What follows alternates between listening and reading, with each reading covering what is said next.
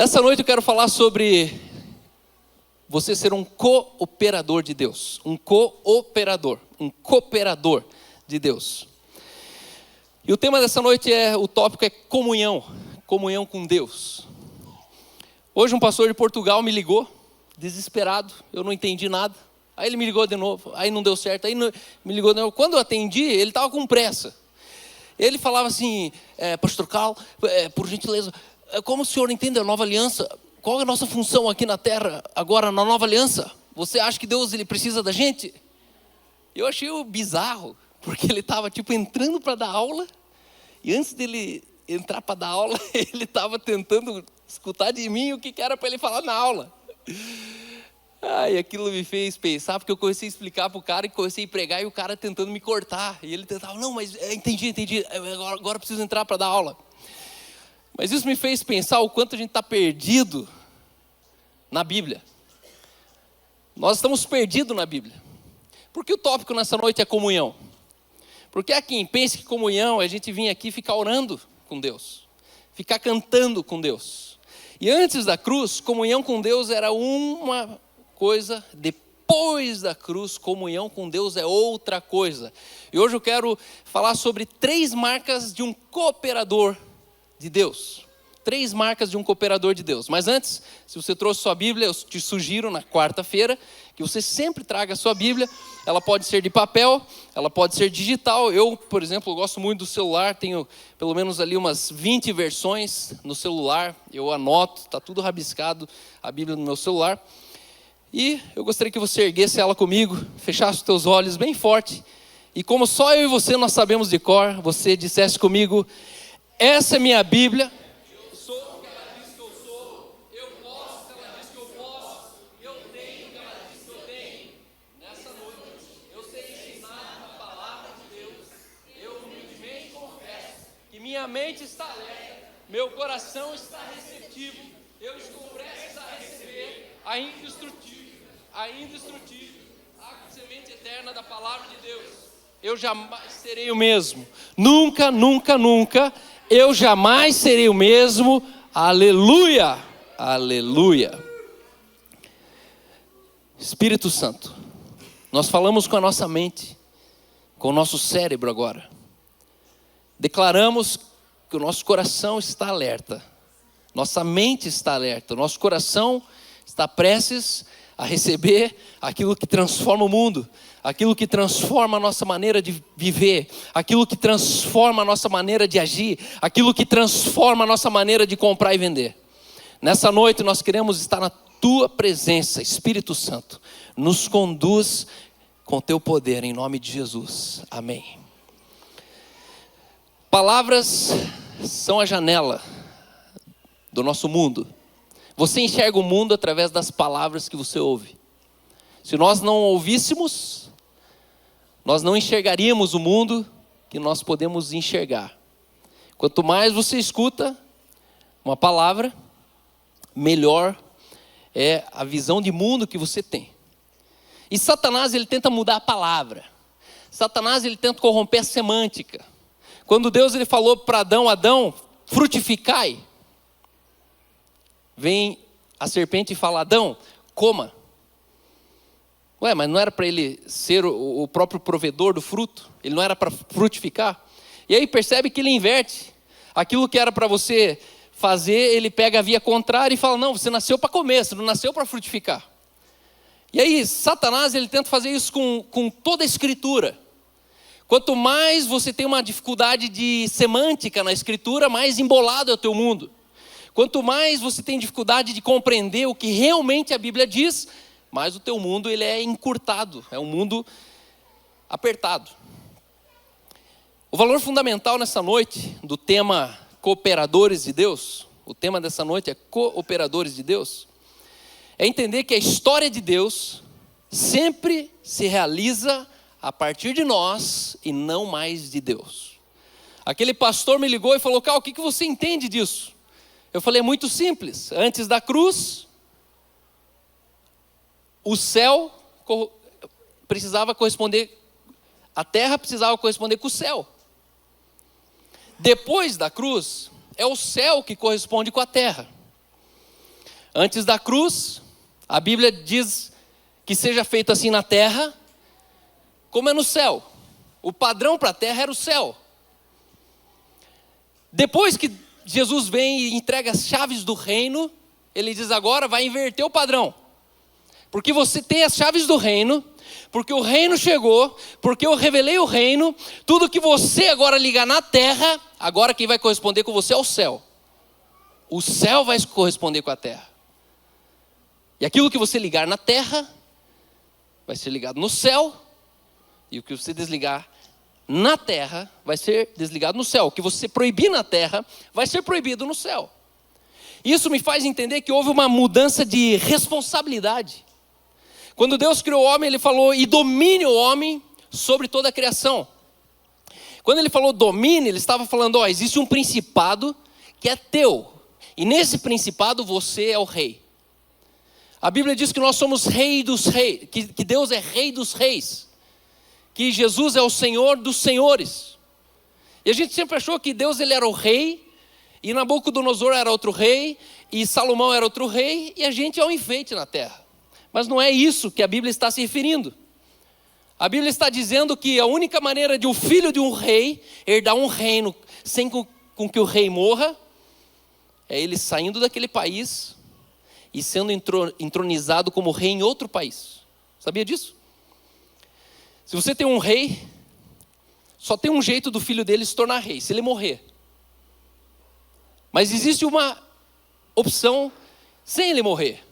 Qual que é a única maneira desse rei se tornar um rei com o pai vivo?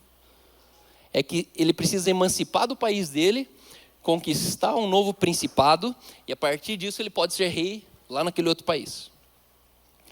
Quando Deus ele criou os céus, ele se fez rei dos céus. Só quando ele criou a terra, ele falou assim, viu, vai para esse país, naquele país você é rei. Aqui, no reino de Deus, eu sou o rei. Mas lá na terra, naquele principado, aonde você vai frutificar, dominar, governar, ali você é rei. Eu e você, nós fomos plantados na terra para sermos reis. E aí Adão, ele foi encomendado para ter toda a autoridade sobre toda a criação. Ele era para dar nome aos animais, ele era para ser o CEO de toda a criação, até que ele pega esse poder e ele transfere esse poder. Para quem que ele transferiu esse poder? Para a serpente, para Satanás. Por isso que o homem mau, ele prospera. Porque o homem mau, o espírito mau que está nele, ganhou o poder de Adão. Adão liberou sobre Satanás a autoridade. E Jesus falou, ninguém pode ter autoridade se do céu não lhe for dada. Então quem que deu autoridade para o não crente? Quem que deu autoridade para o ímpio? Quem deu autoridade para o homem mau? Adão, não foi Deus. Então Adão ele pega a autoridade, o poder que tinha nele e entrega para Satanás. A partir dali, a criação ela cai. E a partir dali a gente se torna uma vaca de presépio. A gente se torna o cocô do cavalo. Em vez de ser o cavalo e Satanás ser o cocô, a gente se torna o cocô de Satanás. O homem, ele se coloca abaixo de Satanás.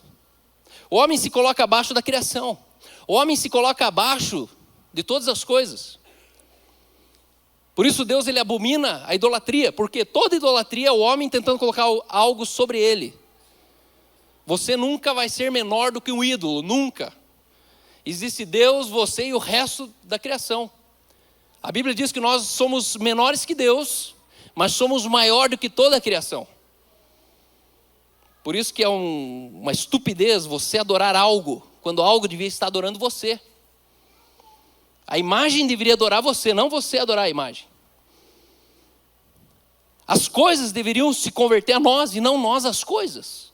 O dinheiro devia se converter a mim e não eu ao dinheiro.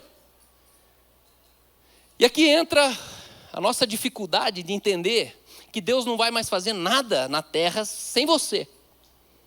Sabia?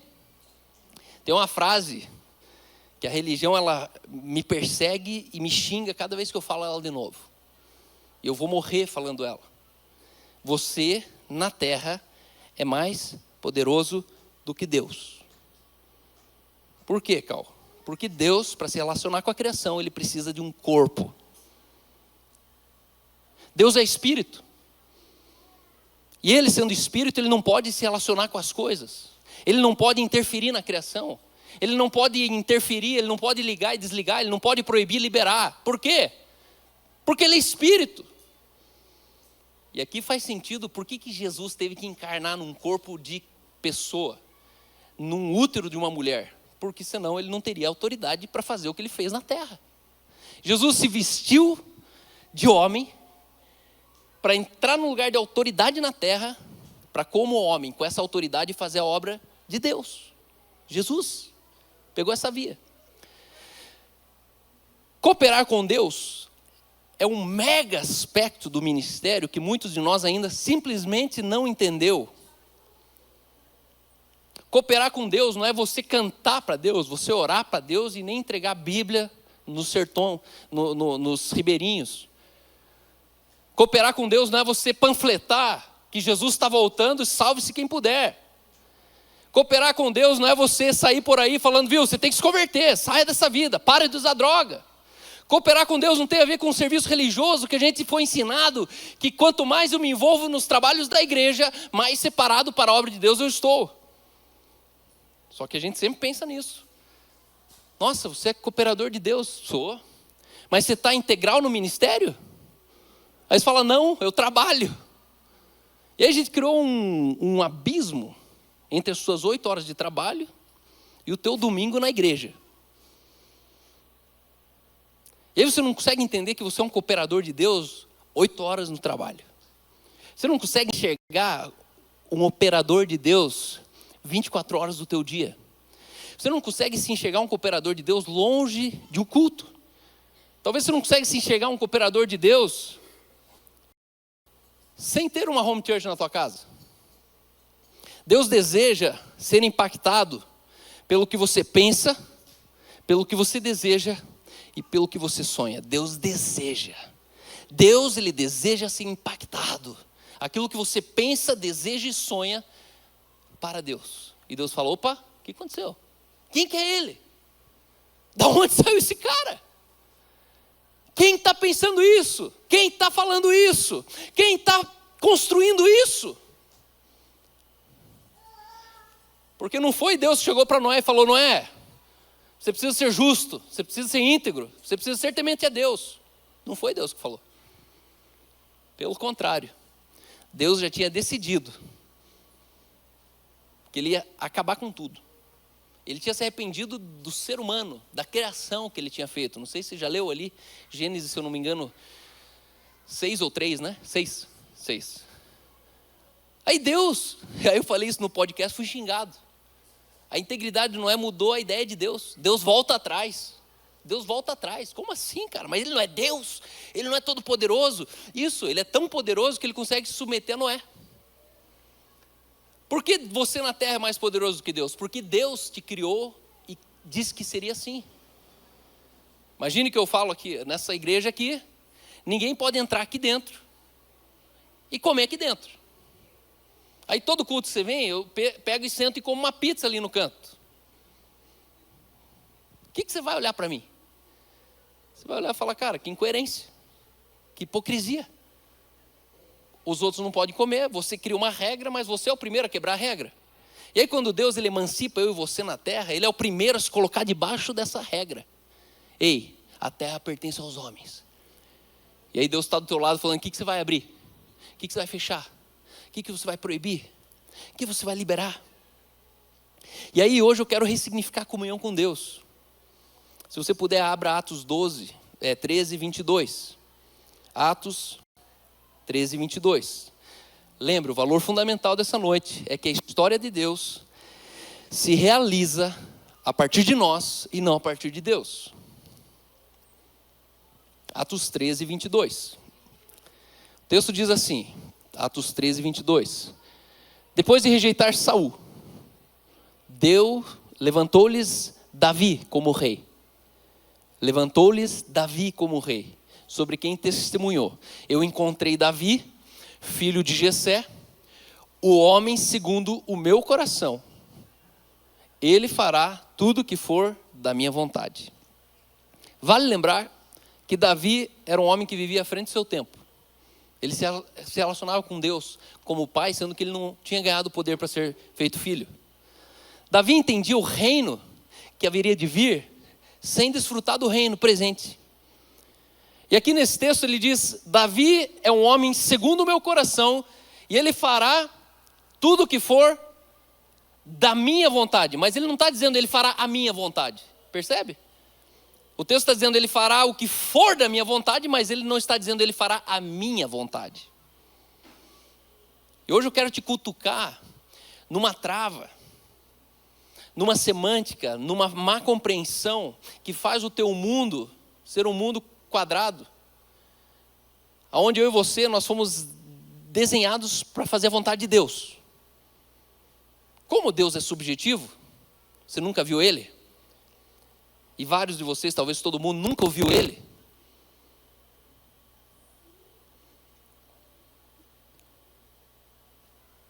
Quem aqui sabe qual é a vontade de Deus? E a gente fica, não, vou viver a vontade de Deus, vou viver a vontade de Deus. Daí você fala, mas qual que é a vontade de Deus? É que eu não roube, que eu não fume, que eu não peque, que eu não traia minha esposa. Será que é essa a vontade de Deus? Ou será que a gente pega e alinha uma narrativa? Porque a gente não sabe exatamente provar, mas como que essa é a vontade de Deus? E aí, na verdade, a gente anda numa corda bamba, onde a gente fica inseguro, é onde a gente supõe que dias que eu estou acertando, eu estou fazendo vontade de Deus. Dia que eu errei, dia que eu pequei, eu não estou fazendo vontade de Deus. E a gente fica um crente meio bipolar, porque é uma vida meio utópica. Aí chega uma hora que você fala, eu vou deixar tudo de lado agora, porque eu vou viver a vontade de Deus. Aí o que você faz? Vira missionário. E aí você começa a passar fome.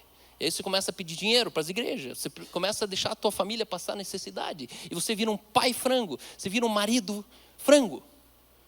Porque você empobrece a tua casa por causa de uma decisão em nome de Deus. E vários missionários eu olho e falo, quando Deus falou que era para você fazer isso? Porque o Deus que eu conheço não fala para eu deixar meus filhos passar fome para servir a Ele. O Deus que eu conheço é incoerente. É o contrário.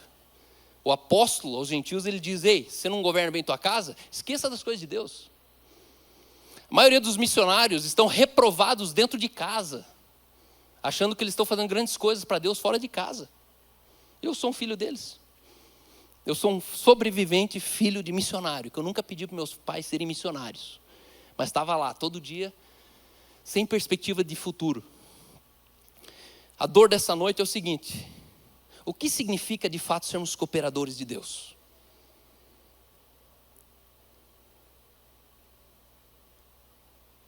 Em João 15:15 está escrito que fomos promovidos de servos a amigos. O texto diz assim, eu já não vos chamo de escravos, eu já não vos chamo de servos, pois o servo não sabe o que faz o seu senhor. Em outra versão diz, pois o Senhor não faz confidências a seus escravos. Agora vocês são meus amigos, pois eu lhes disse tudo o que o Pai me disse. Quem falou isso aqui? Jesus. E perceba que tem um agora. O agora está dizendo que até hoje era de um jeito, mas agora vai mudar do jeito. E Jesus chega para os discípulos e fala, eu não chamo mais vocês de escravos, porque o escravo, ele não é incluído no propósito das coisas. E aqui tem uma geração sentada na minha frente que cresceu ouvindo que você é um servo de Deus. Servo de Deus, servo de Deus. Crente que não serve para servir, não vive para viver. Não, blá. Tem umas frases, né? Quem não é salvo para servir, não serve para viver. E aí você fica naquela, não, tem que servir ao Senhor, vamos servir ao Senhor. Vamos domingo para o culto? Servir ao Senhor. Vamos orar? Vamos servir ao Senhor. E todo serviço ao Senhor tem tudo a ver com o Senhor e nada com você. Porque a impressão que dá é que o Senhor precisa das coisas, não você. E hoje eu queria desconstruir um pouco essa cultura do serviço que te definiu num escravo que não está entendendo o que Deus está fazendo. Ele nos promoveu de servos amigos. Isso significa que como amigos, aí faz sentido sermos chamados de cooperadores de Deus. Você não chama um funcionário de cooperador. Um funcionário, ele é teu funcionário, ele te serve. Ele é teu empregado, não é teu cooperador. O que é um cooperador? É um operador co. Tem o operador e tem o cooperador. Ele coopera com você. Ele compartilha com você. Justamente porque não somos servos, é que podemos hoje ser cooperadores de Deus. Servos não podem ser cooperadores. Se você até hoje não estava convencido que você precisa parar dessa mente serva de Deus, entenda, enquanto você se enxergar como servo, Deus nunca pode te tratar como um cooperador. Justamente porque eu não sou mais servo, que Deus me convida para cooperar com Ele. Porque um servo ele é contratado, um cooperador ele vem por livre e espontânea vontade. Um cooperador coopera sem salário. Um cooperador coopera pelo que ele tem, pelo que ele sabe, por quem ele é, não baseado no que o outro precisa. Servos convivem com o Senhor, mas não com os assuntos que dizem respeito ao Senhor. Servos sabem de tudo o que diz respeito ao Senhor, mas não compartilham de nada do que diz respeito ao Senhor. Sabe aquela funcionária que trabalha 8 horas por dia na tua casa? Ela sabe que horas tua filha vai para a escola, ela sabe que horas que passa o lixo, ela sabe que horas que passa o seu Mário do caminhão de gás, ela sabe se tem que trocar o gás, ela sabe de tudo, ela conhece tudo, mas tem uma diferença, ela não participa de nada da minha vida, nem vocês sabem quem ela é, ela nunca vem no culto, ela não vai no aniversário das crianças, ela não vai aqui na igreja, ela não vem no meu trabalho, ela não passa o final de semana na nossa praia, por quê? Porque ela serve. E tem crente que está vivendo uma vida inteira com Deus assim. Você sabe tudo de Deus, mas você não participa de nada de Deus. E hoje é isso que eu quero mudar no teu coração. Servos servem sem ser incluído no propósito. Servir, existe uma relação tua com a tarefa. Cooperar, existe uma relação tua com a obra. Quando nós cooperamos com Deus, nós não estamos contratados a uma tarefa, nós estamos contratados a uma grande obra que Ele está fazendo.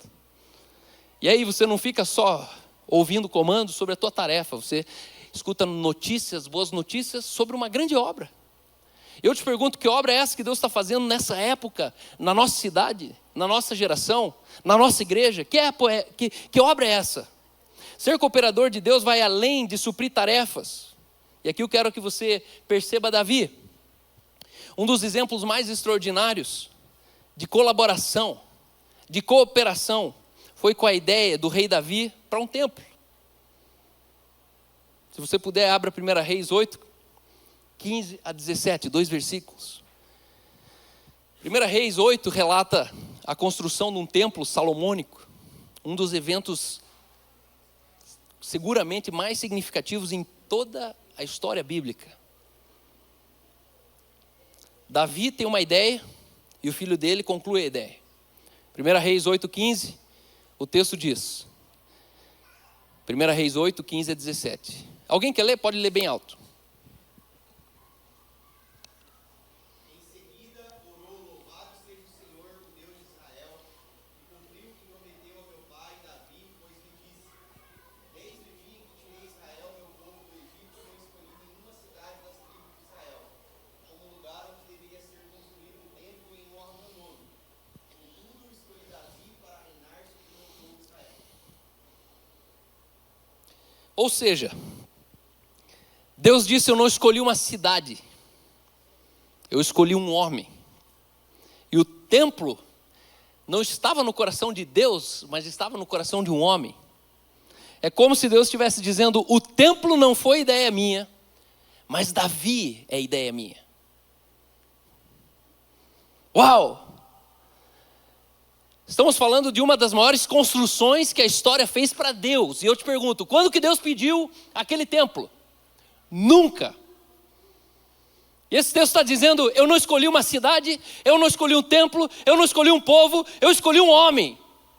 E dentro do coração desse homem tinha uma ideia. E porque essa ideia estava dentro do coração do homem, essa ideia é minha. Porque Davi foi a ideia minha. A criatividade e os desejos de Davi escreveram a história porque Deus os abraçou. Quando Davi constrói então o templo, Deus se agrada do templo. E aí note, não porque o templo era uma ideia de Deus, mas porque Davi era a própria ideia de Deus. Quando somos segundo o coração de Deus, o que fazemos nos torna segundo Deus. O templo nunca foi a ideia de Deus, mas Davi era um homem que tinha um coração segundo o coração de Deus. O templo ele só se tornou segundo Deus porque o coração de quem tinha a ideia do templo era segundo Deus. E a gente está buscando em Deus uma ideia que Deus está buscando a ideia dentro de nós. E aí você chega na frente de Deus e fala assim, e aí Deus? Aí Deus olha para você e fala, e aí? E aí? Aí a gente fica assim, ó, e aí? E aí? E aí? E você está esperando Deus falar, construir um templo. E Deus está esperando você falar, eu vou construir um templo. E aí Deus olha e fala, uau, você vai construir um templo. Uau, eu não escolhi uma cidade. Eu não escolhi o templo. Mas quem eu escolhi está sonhando um templo. Sonhos é um sonho de Deus na medida em que o coração do sonhador é um coração de Deus. Isso significa sermos cooperadores de Deus. Nós cooperamos pelo que desejamos. Nós cooperamos com Deus pelo que nós sonhamos. Nós cooperamos com Deus a partir daquilo que nós criamos a partir de nós e não a partir de Deus. Ser cooperador de Deus é você entender que aquilo que você sonha, projeta, pensa, executa, interessa a Deus. E Deus está esperando, falando, o que sai daí? O que sai de você hoje? É incrível. A criatividade e os desejos de Davi escreveram a história de Deus. A história escrita por Deus veio do coração não de Deus. Veio do coração da terra, a história escrita do céu. Porque o templo de Davi, o templo de Salomão, sempre foi uma obra reconhecida como o templo de Deus. Mas aonde está Deus nisso? Está no coração de quem sonhou aquilo. Deus nunca quis um templo. Mas quem Deus possuía, sonhou um templo. Isso é absolutamente estranho, a maioria da nossa maneira de pensar. Nós fomos ensinados o contrário. Abro mão dos meus sonhos, abro mão. Morreu. É um crente em depressão. É um crente xarope, chato. Abre mão de tudo. Esperamos por instruções e trabalhamos duro para suprimir nossas próprias ideias. Achamos que qualquer coisa que fazemos para Deus deve fluir diretamente do trono, a ser realizado ao pé da letra como se fosse um livreto de instruções celestiais. Mas hoje a boa nova é que a abordagem de Deus para esse tempo é diferente. Deus não vai mais chamar Moisés, faça um tabernáculo que tenha 80 côvados, use a madeira, porque a gente está esperando isso. Eu chego para um cara e falo assim, meu irmão, o que você pensa de ministério? Quando que você vai começar a sua igreja? Ele fala assim, Deus não me falou nada ainda. Aí eu falo, não. Está esperando Deus mandar alguma coisa, meu irmão. Quem espera Deus mandar alguma coisa é criança. Quem precisa de comando ainda é criança. Mas eu e você, a gente não é mais criança, pode ter certeza. Deus se tornou vulnerável aos desejos do seu povo. A história se desenrola de acordo com o que fizemos, o que oramos, e o que não fazemos e o que não oramos. Você consegue imaginar isso? Por causa da obra de Cristo na cruz, Deus se tornou vulnerável aos nossos desejos, aos desejos do seu povo. Ou seja, aquilo que você sonha, aquilo que você deseja, Deus para e fala mais sobre isso. Como assim? E você começa a dizer, Deus, eu sonho isso. Eu quero ver minha geração transformada. Eu quero ver a religião debaixo do meu pé. Deus, eu quero ver as igrejas vazias de religião. E Deus para e fala, não, como assim?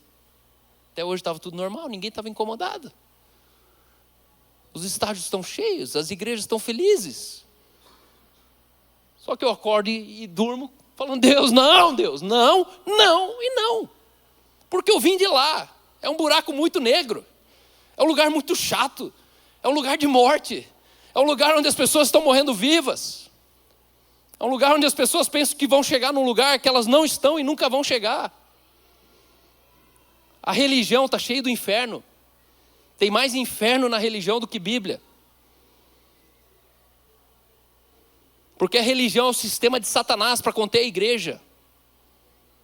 Ele não precisa destruir uma igreja que está imobilizada na religião, que está anestesiada na religião. E essa história de Deus se desenrola de acordo com o que eu faço, do que eu não faço, daquilo que eu oro, do que eu não oro. Calma, isso aí não está muito humanista, isso aí não está muito centralizado no você, no homem. Calma, já vou te mostrar que não. Ele nos deu princípios do reino que estabelecem nossos parâmetros. Então Deus disse, sonhadores, venham, vamos sonhar juntos e escrever a história humana. Cooperadores, eles são operadores segundo o coração de Deus. Entenda, cooperador não é você fazer o que Deus mandou. É você fazer tudo segundo o que Deus faria. É você pensar como Deus pensaria. É você desejar como Ele desejaria. E aqui eu quero rapidamente falar sobre 3 marcas. Eu estou sem tempo ali. Me controlem por gentileza. 3 marcas de colaboradores de Deus. Primeira marca. Um colaborador de Deus, não servo. Ele tem um desejo redimido. Quando a Bíblia diz que Davi foi um homem segundo o coração de Deus, isso não está falando sobre a obra do Espírito, a obra de Deus em Davi, mas a obra de Davi para Deus. Você consegue imaginar que o Espírito não havia sido derramado? Você consegue imaginar que ele não tinha o batismo permanente do Espírito Santo nele? Davi, ele não tinha o poder para ser feito filho de Deus. E como que um homem assassino, estuprador, tinha um coração segundo Deus? Esse cara, ele pegou a mulher de um cara, engravidou ela, mandou matar o cara, e esse cara é tido como homem segundo o coração de Deus. Como assim? Perceba que não é uma decisão de Deus com ele, mas é uma decisão dele com Deus. Foi um lugar que Davi entrou em Deus, não um lugar que Deus entrou em Davi. Por isso entenda, Deus, ele é vulnerável ao desejo do seu povo. Davi conseguiu reverter um quadro. Davi conseguiu provar o contrário. Davi conseguiu voltar atrás de toda a lambança que ele fez. Salmo 103, 1 diz assim, bendize a minha alma ao Senhor e tudo que há em mim, bendize o seu santo nome. Bendiga o seu santo nome. Tudo envolve o teu desejo. Se você não tem um desejo que bendiz o nome do Senhor, eu digo para você, entre nesse lugar, porque só depende de você. O Espírito Santo não vai fazer isso em você. Senhor, o meu desejo, bendiga o Senhor. Tudo que é em mim, o que eu olho, o que eu como, o que eu visto, o que eu compro, o que eu dou, o que eu faço, bendiga o Senhor. No texto que nós lemos de 1 Reis, o texto diz, eu não escolhi uma cidade, eu escolhi um homem. E o templo estava no coração do homem. A criatividade e os desejos de Davi escreveram a história de Deus. Por que isso é diferente? Por que isso é estranho à maioria de nós? Porque nós estamos esperando por instruções. Acreditamos que tudo o que fazemos precisa ser um comando de Deus. Mas a boa notícia é que Ele te chamou. E Ele te colocou de volta nesse lugar falando assim, eu te darei as chaves do reino. E aquilo que você entregou lá, que Adão entregou lá para Satanás, eu estou te devolvendo, dizendo, você agora tem o domínio. Você tem de volta o kingdom, domínio do reino. Segundo lugar, um cooperador de Deus, ele tem agenda segundo Deus. Eu tenho falado para muitas pessoas, Entregar o coração para Deus é fácil. Quero ver você entregar a tua agenda para Deus. O que Deus vai fazer com o teu coração? Vai falar que bonitinho teu coração. Mas eu te pergunto, o que Deus pode fazer com a tua agenda? Quando você pega ela e fala, Deus, faz para mim aqui. A verdade é que a gente está vivendo uma geração que entregou tudo, menos a agenda. O cooperador, ele coopera com. Ele não espera alguém cooperar com ele. E hoje nós estamos vivendo uma era onde existe muita disposição a Deus, mas pouca disponibilidade. Uma geração de evangélicos disponíveis. Deus, eu estou disponível. É muita disposição. Estou junto, Deus. Pode me chamar, conta com a tua obra. E é o primeiro final de semana que você precisa passar ele inteiro fora de casa, você já dá a desculpa que não pode ir. Porque você tem um job, porque você tem não sei o quê, porque vai ter almoço da tua tia, domingo, que tem um primo vindo do interior. E aí você perdeu. O bonde passou. Atos 17, 1 e 2.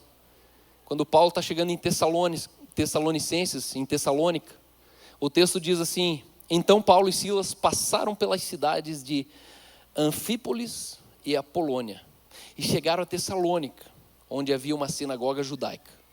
Como era seu costume, e aqui eu queria me atentar a essa palavra, como era o seu costume, Paulo foi à sinagoga e durante 3 sábados seguidos discutiu as escrituras com o povo. Foi Deus que mandou Saulo ir para a sinagoga? Mas Saulo tinha uma agenda que já estava dentro de uma agenda segundo Deus. Porque quando você chega para uma cidade, a única coisa que você não procura é uma igreja. Você procura sorveteria, você procura churrascaria, você procura o ponto principal de turismo. Mas você consegue imaginar você chegando numa cidade falando, viu, vamos procurar uma igreja aqui, porque hoje é sábado, né? Hoje em dia, na nossa cultura, é domingo. Mas pouca gente que está em outra cidade vai na igreja. Se você é daqui, você já aprendeu, provavelmente, ir na igreja dos outros também. Mas da religião que a gente vê de facão aí, se você é da A, você não pode ir na B. Como é que você vai dar o exemplo para os membros lá da tua igreja?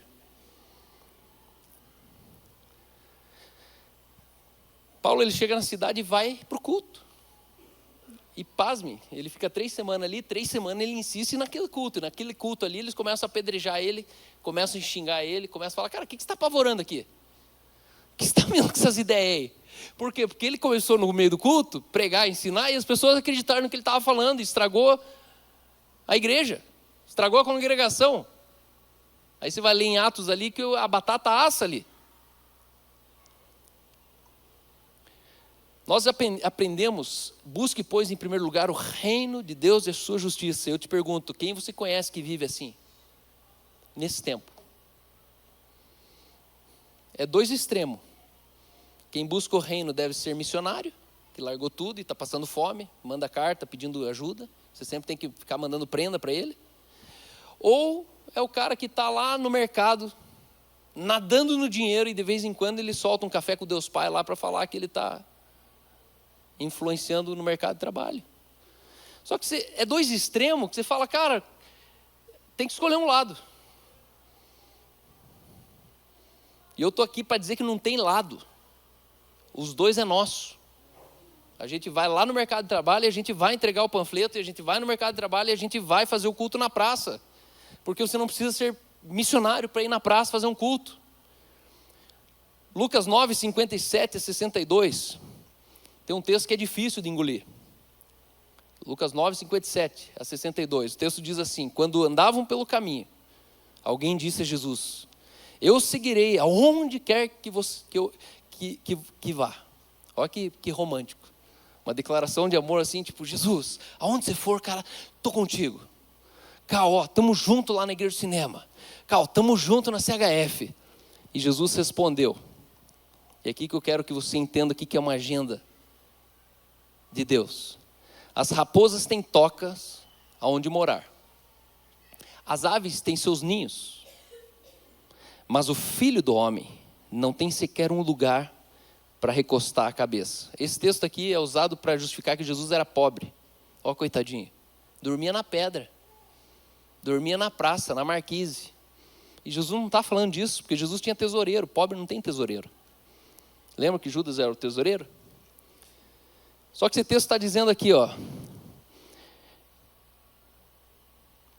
o Filho do Homem não tem onde recostar, reclinar sua cabeça. Ele está falando que o Filho do Homem não tem ninho, não tem endereço fixo. O Filho do Homem, ele está pronto para ir e não ficar. E a outra pessoa lhe disse, então, siga-me. Aí quando um falou assim, tamo junto, Jesus. Aí ele olhou para o outro e falou, então venha. Aí olha o que o cara fala para ele. Senhor, deixa-me primeiro sepultar meu pai. Jesus respondeu, meu irmão, deixa os mortos sepultar seus próprios mortos. Você, porém, deve ir e anunciar o reino de Deus. Pô, Jesus pegou pesado. Mas Deus, não é para ser exemplo primeiro na família? Aí buga a cabeça. Esse cara estava falando de um pai que ia ficar velho, que ia morrer, e que ele precisava primeiro terminar de criar o pai dele. Aí Jesus falou, viu, pega um outro morto ali, que não nasceu de novo, que é um desperdício no reino de Deus, e põe ele para cuidar do teu pai. Deixa um morto sepultar outro morto. Teu pai ainda está vivo, mas tem um monte de não crente em volta dele, que já é morto mesmo, então cuida dele.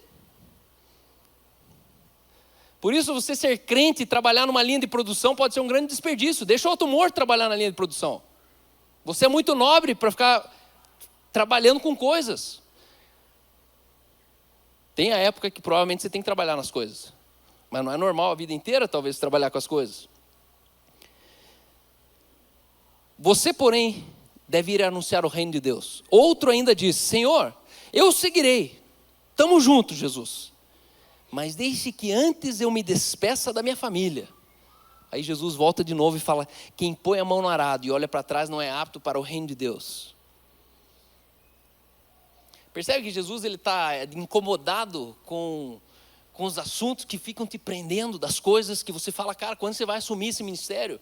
Quando você vai ir para outro país? Quando você vai abrir tua casa? Quando você vai assumir essas 30 pessoas que estão comendo da sua mesa e você não assume elas como pastor? Quando você vai se levantar numa geração falando, ei, existe um reino de Deus nessa cidade?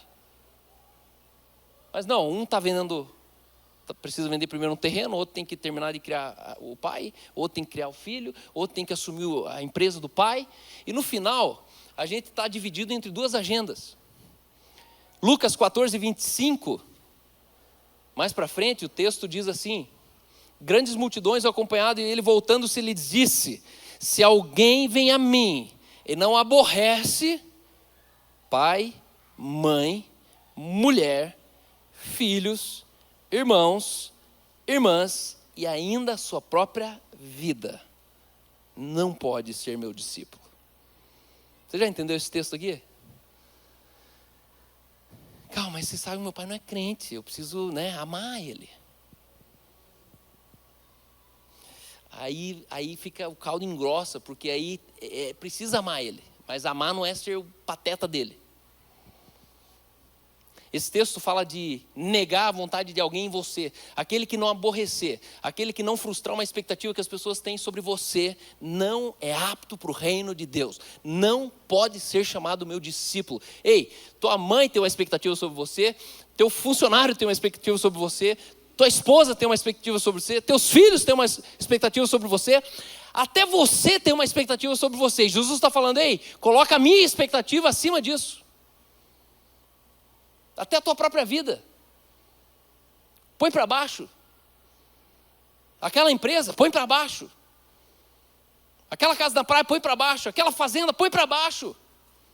Porque a gente tá soterrado em coisas e coisas e coisas, e quando Deus mais precisa de você como um cooperador no dia do jogo, você não aparece porque você está fazendo outra coisa. Meu irmão, se você não está disponível para Deus, não se mostre com disposição para Ele. Não se mostre com disposição. Não faça grandes votos para Deus daquilo que o dia que Deus te chamar, você fala, putz, estou ocupado. Surrender. Você precisa se render. Entenda, não é fazer o que Deus está pedindo para você fazer. É você ser cooperador no que Deus vai fazer com você e sem você. E eu estou procurando essas pessoas. Entenda, Deus não precisa exclusividade de você. Entenda isso. Deus não precisa exclusividade de você. Ele precisa da prioridade de você. Eu percebo que Deus me usa bem pouco no reino de Deus. Até queria ser usado mais. Mas eu percebo que no dia que Ele precisa de mim, eu sempre preciso estar pronto para ir, para ficar, para ir, para ficar. E aí chega uma hora que você não se manda mais. Você não fica mais, Deus, é para eu ir ou não é para ir? Não, você discerne e vai. E vai, e vai, e vai. O texto diz, aquele que é nascido do Espírito, ele é como o vento. Ninguém sabe de onde vem, nem para onde vai. Isso não é um pouco intrigante? Será que a gente não está muito mundanizado? Será que a gente não está muito preso a uma agenda como os pagãos, preocupado em pagar boletos? Quando na verdade a gente devia jogar os boletos para cima e falar, Deus, é o seguinte, estou contigo e não abro, com boleto atrasado, sem boleto atrasado. Porque a pessoa ela não abre mão em servir ao Senhor, porque você não vai atrasar os boletos. Mas quando você dá um zoom lá na casa dela, já está atrasado os boletos sem ela abrir mão para o Senhor. É ou não é? Como se, tipo assim, não, vou ficar focado na minha empresa, daí os boletos não atrasam. Mas atrasa igual. E eu aprendi uma coisa, com boleto atrasado, sem boleto atrasado, a gente vai indo. Vai plantando igreja, vai pregando salvação, vai visitando nas casas, vai orando nos hospitais.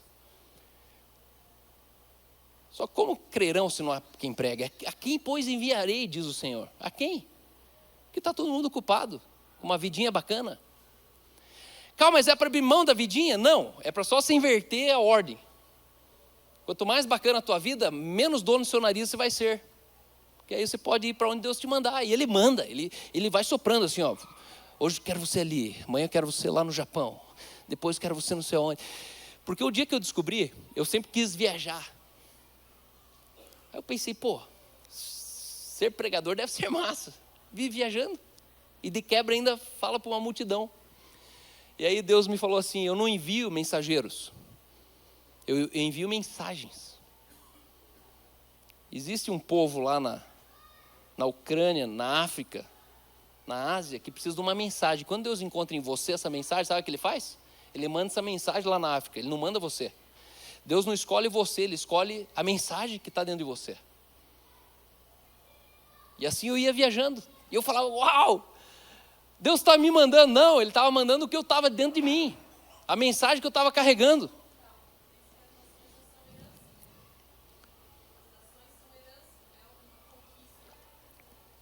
Por isso, ir viajar, ir para as nações, não pode ser uma meta da sua vida. As nações são nossas por herança. E em terceiro lugar, um cooperador de Deus, ele tem uma visão de vida na perspectiva segundo Deus. É segundo Deus, não é a perspectiva de Deus, é segundo Deus. Não tem como você contradizer, não tem como você ser contraditória com o que Deus pensa, como Deus vê. Vamos lá em 1 Coríntios 2:10, o último texto, e eu termino. Na verdade tem Efésios 5:1 ainda, mas pode só abrir 1 Coríntios 2:10. São 6 versículos, eu gostaria de ler. 1 Coríntios 2:16 a 10. Vocês estão entendendo onde que eu estou querendo chegar? Antes da cruz, você precisava esperar Deus mandar a ideia. Depois da cruz, é você que manda a ideia para Deus. E Deus, Ele fala sim, amém. Deus, Ele diz, eu estou com você. Aquilo que 2 ou mais concordarem na terra. Ei, cadê a vontade de Deus nisso? Outro texto diz, tudo quanto vocês pedirem ao meu Pai com fé, crendo recebereis. Tudo? Como assim, Deus? Tudo é demais. E se eu errar? E aqui que eu quero tirar essa trava que está mentindo para você. Você não vai errar, porque você é uma ideia de Deus. Deus se agrada com você, não com você pensa ou que você não pensa. 1 Coríntios 2:10 diz assim, mas foi a nós que Deus revelou essas coisas por seu Espírito. Pois o Espírito sonda todas as coisas, até os segredos mais profundos de Deus. Pois quem conhece os pensamentos de uma pessoa, senão o próprio Espírito dela? Da mesma forma, ninguém conhece os pensamentos de Deus, senão o Espírito de Deus. Agora aqui pega essa frase. E nós recebemos o Espírito de Deus, e não o espírito desse mundo, para que conheçamos as coisas maravilhosas que Deus nos tem dado gratuitamente. Quando lhes dizemos isso, não empregamos palavras vindas de sabedoria humana, mas palavras que nos foram ensinadas pelo Espírito, explicando verdades espirituais a pessoas espirituais. Mas o homem natural não aceita as verdades do Espírito de Deus. Elas lhe parecem loucura, e ele não consegue entendê-las, pois apenas quem é espiritual consegue avaliar corretamente o que diz o Espírito. Apenas quem é espiritual consegue avaliar corretamente o que diz o Espírito. Outra versão diz, o homem espiritual, ele discerne espiritualmente todas as coisas e por ninguém ele é discernido. Na outra versão diz, e por ninguém, ele próprio não pode ser avaliado pelos outros. As pessoas não te compreendem, as contas não fecham, as vias não são naturais, os recursos não são suficientes. Mas a verdade é que você discerne. Hoje um cara perguntou para mim, Cal, como é que eu faço para entender o discernimento? Porque tem dias que eu tenho certeza das coisas, tem dias que eu não sei o que fazer. E aí eu falei, você precisa entender uma coisa. Nós somos corpo, alma e espírito. O corpo é humano, a alma é do espírito, e o espírito carrega essa alma, o Espírito de Deus em nós. O corpo é o aparelho sexual, a morfologia e os 5 sentidos. Na alma é a mente, vontade e emoções. Mente, vontade e emoções. E no espírito está a consciência, a comunhão e a intuição. E aí a gente precisa jogar o discernimento para o espírito, não para a alma. Você não precisa sentir para discernir, você não precisa desejar para discernir. Você precisa apenas, pelo teu espírito, na intuição, na consciência e na comunhão, decidir sim e não. Então você não se baseia pelo que você sente, você não compra ou vende pelo que você pode ou não pode, porque mente, vontade e emoção está na alma. A mente faz matemática, a mente fala que não vai dar. Se você ficar espiritualizando as coisas na tua mente, você reduz a sabedoria humana, aquilo que só o Espírito pode compreender. E aí a gente precisa andar pelo Espírito. E no Espírito eu me movo pelo que eu deveria, não pelo que eu poderia. Entenda, o papel teu é descer do barco. O de Jesus é fazer você chegar até Ele. A questão é que Pedro olha para Jesus e fala, não vou conseguir chegar até Jesus, então nem vou descer do barco. Mas Jesus não falou, Pedro, vem até mim. Jesus falou, desce do barco. E aí às vezes a gente está preocupado que eu preciso dar conta de chegar até Jesus. Não, você só tem que dar conta de descer do barco. Até Jesus estava fora do controle de Pedro. Mas descer do barco estava dentro da decisão de Pedro. E Jesus falou, vem. Nosso compromisso não é conseguir chegar até Jesus. Nosso compromisso é só sair de onde a gente está. Como a gente vai chegar nele? Não sei. Efésios 5:1 diz, portanto, como filhos amados de Deus, imitem-no em tudo o que fizerem. Como filhos amados de Deus, imite o Pai, imite Deus. Como que Deus faz? Faça você também. Como que Deus vive? Viva você também. Como que Deus compra? Compre você também. Como que Deus se relaciona com o dinheiro? Se relacione também. Imite o Pai. E o meu desejo é que a gente comece a fazer coisas extraordinárias no nosso meio, Porque comunhão com Deus é a dimensão de quanto se coopera na obra de Deus nesse tempo, não é quando você fica orando com Deus. Não é uma comunhão onde você fica ali num date com a tua mulher e as contas estão tudo atrasadas. Já pensou se você vivesse de amor? Teu casamento não durava 3 dias. Só que nós somos a geração de evangélicos vivendo com Deus de amor. Eu amo a Deus, eu oro por Deus, eu peço perdão por Deus. Tá, mas e lavar a louça, pagar os boletos, acordar cedo, fazer o que tem que ser feito? Ai, Deus, você não vai fazer para nós? Aí Deus está falando, não. Ai, mas eu te amo, Deus. Isso. Bem porque você me ama, vai lavar a louça. Vai acordar cedo. Vai empreender o reino. Vai fundar a igreja. Vai viajar para outro país, vai escrever um livro. Vai congregar a tua casa. E o meu desejo é que você seja um cooperador de Deus. O que Deus está fazendo nesse tempo? Eu não sei dizer, mas você sabe. E o que Deus quer fazer nesse tempo não depende de uma igreja, nem do comando de um pastor. Depende de você discernir lá na tua casa. Deus quer que eu faça isso. Existem causas dentro de vocês. Existem sonhos dentro de vocês. Existem soluções sociais, criativas dentro de vocês. E ser um colaborador de Deus é você ver Deus nisso. E não só num louvor, não só num culto no cinema. Sabe, quando o nosso culto começar, depois que terminar o culto, a gente vai começar a entender o que é colaborar com Deus. A igreja que eu creio, ela começa depois do culto. Não é na hora do culto. A igreja que eu creio, que eu vejo, é uma igreja que começa depois do culto. Quando a gente sai do culto, a gente está colaborando com Deus. Comprando, vendendo, dando, ofertando, recebendo, levando, construindo, emprestando. Mas você é um colaborador de Deus. E aquilo que você pensa, sonha e cria e deseja, interessa muito a Deus. Deus ama aquilo que você carrega dentro de você. Talvez não é construir um templo. Talvez é construir um orfanato. Talvez é construir uma escolinha. Talvez é você ter um time de futebol e evangelizar essas crianças através do futebol. Talvez é você ser um treinador de pessoas.